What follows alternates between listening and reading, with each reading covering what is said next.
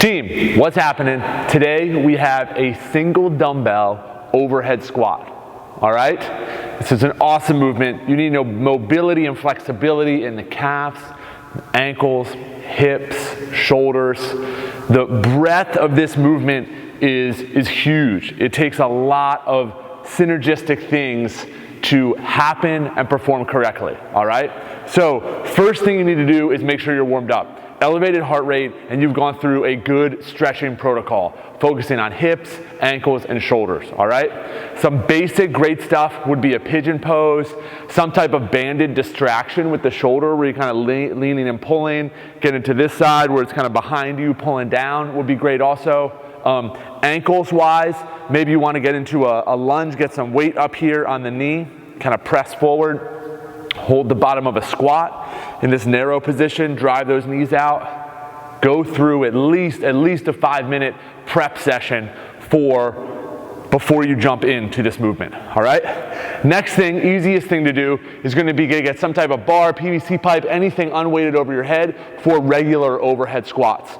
Just drop down and then stand up, all right? Next, you'll eliminate one of the arms and then press up on that one arm into your shoulder. This is what makes it a little bit harder.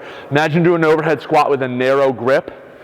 It's not as difficult as that, but you can imagine that makes it a lot more challenging for the shoulder joint, for the hip joint, and the ankle joint to perform and move through that range of motion.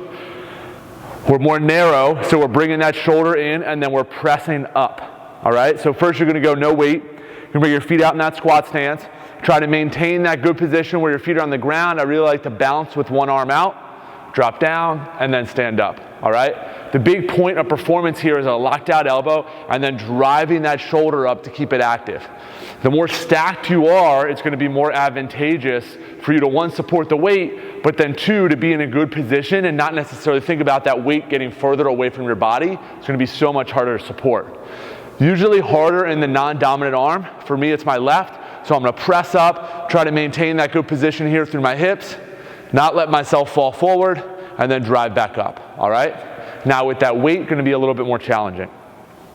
You're gonna grab your dumbbell, press up above your head.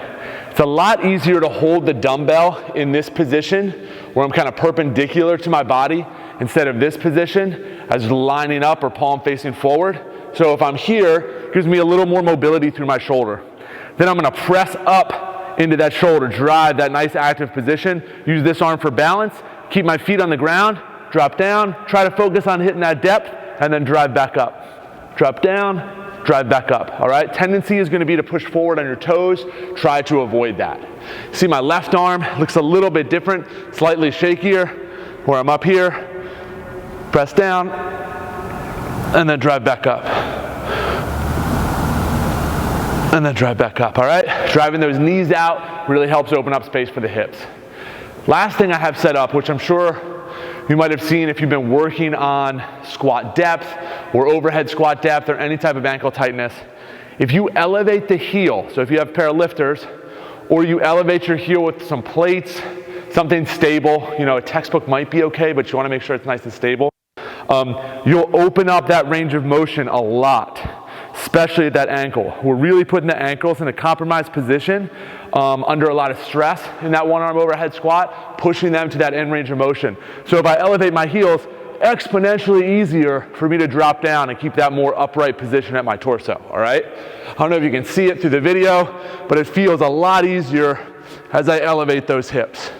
All right, it's a good way to kind of get into a better position, find a better position. Think of it as a little bit of a Band-Aid if you don't have lifters, all right? Lifters, fine to wear once in a while, but you wouldn't want to wear them with a one-arm dumbbell overhead squat into a run or onto box jumps. Really, those are meant for lifting, Olympic lifting specifically. We're trying to develop the range of motion that we can feel comfortable with in this position for this movement. So this is a Band-Aid, use it as you see fit, but then try to eliminate it as you progress a little bit further. Play with the depth a little bit. If you can't get that low, that's all right. Play with the loading a little bit. That'll help a ton, all right? Have fun with this one. Leave any comments or thoughts below.